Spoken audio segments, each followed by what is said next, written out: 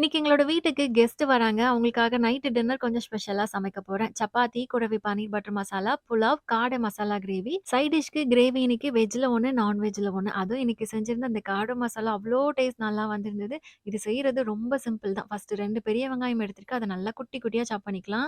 இப்போ ஒரு கடாயில 3 டேபிள் ஸ்பூன் அளவுக்கு தேங்காய் எண்ணெய் சேர்த்துட்டு கட் பண்ணி வச்சிருந்த வெங்காயம், கொஞ்சமா கருவேப்பிலை சேர்த்து வதக்கிக்கலாம். அப்புறமா இதிலேயே ஒரு 1 1/2 டேபிள் ஸ்பூன் அளவுக்கு இஞ்சி பூண்டு பேஸ்ட் சேர்த்துட்டு நல்லா கலர் மாற அளவுக்கு போட்டு வதக்கணும். இந்த டைம்ல கிரேவிக்கான மசாலா அரைக்கிறதுக்கு ஒரு பேன்ல 1 டேபிள் ஸ்பூன் அளவுக்கு மல்லி, கொஞ்சமா கடலைப்பருப்பு, பெரிய சீரகம், கசகசா, பட்டை, கிராம்பு, மிளகு, ஜீரகம் இதெல்லாம் போட்டு நல்லா வாசற அளவுக்கு வறுத்துட்டு அரைச்சு வச்சுக்கணும்.